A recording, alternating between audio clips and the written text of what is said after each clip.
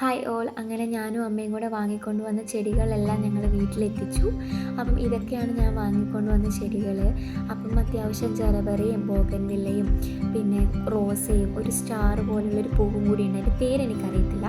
അപ്പോൾ ഇതെല്ലാം കൊണ്ടുവന്നു. അതിന് വേണ്ടിയിട്ട് നടാൻ വേണ്ടി മണ്ണും എല്ലുപൊടിയും പിന്നെ ചാണകപ്പൊടിയും ചകിരിച്ചോറും മിക്സായിട്ട് വന്ന ഒരു പാക്കറ്റും കൂടെ വാങ്ങിയിട്ടുണ്ട്. അപ്പോൾ എല്ലാം കൂടി ഞാൻ ആദ്യം മിക്സ് ആക്കുവാണ്. അപ്പോൾ ആദ്യം ഞാൻ നമ്മുടെ മണ്ണും ചാണകപ്പൊടിയും എല്ലാം കൂടെ മിക്സാക്കി ഒരു സെറ്റ് വെച്ചു. അതുപോലെ എല്ലുപൊടിയും കൂടെ മിക്സാക്കി വേറൊരു സെറ്റാക്കി. അപ്പോൾ ആദ്യം മണ്ണെല്ലാം നല്ല രീതിയിൽ സെറ്റാക്കി.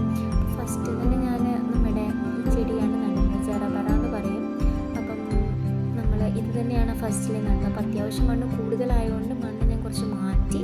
എന്നിട്ട് രണ്ടാമതിലേക്ക് ഇറക്കി വെക്കുന്ന രീതിയിൽ മണ്ണ് മാറ്റി. പിന്നെ ആ ചെടി ഇറക്കി വെച്ചിട്ട് അതിൻ്റെ മേലെ നല്ല രീതിയിൽ മൂടി വെച്ചു. പിന്നെ ഈ ചെടിക്ക് അത്യാവശ്യം നല്ല രീതിയിലുള്ള പോട്ടിംഗ് മിക്സ്ചർ കൊടുക്കണം. കൂടാതെ നല്ല രീതിയിലുള്ള ഹോൾസ് നിർബന്ധമായിട്ടും ചെടികൾ നടുമ്പോൾ നിങ്ങൾ ശ്രദ്ധിക്കുക. ഹോൾസ് ഒരിക്കലും അടഞ്ഞു പോകാൻ പാടില്ല. വെള്ളം കെട്ടി നിന്നാൽ ഈ ജറബറ ചീഞ്ഞു പോകുന്നതായിരിക്കും. അതുപോലെ ബോഗൻവില്ലകളും അതുപോലെ തന്നെയാണ്. റോസ ചെടികൾക്കും നല്ല രീതിയിലുള്ള വെള്ളം വേണം. പക്ഷെ ഓവറായിട്ട് വെള്ളം കെട്ടി നിന്നിട്ടുണ്ടെങ്കിൽ ചെടി നല്ല രീതിയിൽ ചീഞ്ഞു പോകും. അപ്പം ഇതൊക്കെയാണ് വാങ്ങിച്ചത്. അത് കൂടാതെ നമ്മൾ ചെടി പൂക്കാൻ വേണ്ടിയിട്ടുള്ള ഒരു വളമുണ്ട്, അതും കൂടെ വാങ്ങിയിട്ടുണ്ട്.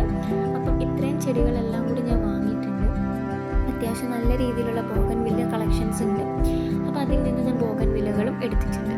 അപ്പോൾ ഇതാണ് ഫൈനൽ ഔട്ട്ലുക്ക് വരുന്നത്. അത്യാവശ്യം എല്ലാ ചെടികളും ഞാൻ റീപോർട്ട് ചെയ്തു. ഇന്ന് തന്നെ ചെയ്തു. ഞാൻ ഒരു ചെടി വാങ്ങിയിട്ടുണ്ട്, അന്ന് തന്നെ ഞാൻ റീപോർട്ട് ചെയ്യും. അതാണ് എൻ്റെ ശീലം. അപ്പോൾ ചെടികളെല്ലാം അങ്ങനെ ഞാൻ റീപോർട്ട് ചെയ്തിട്ടുണ്ട്. അപ്പം എല്ലാവർക്കും ഹാവ് എ നൈസ്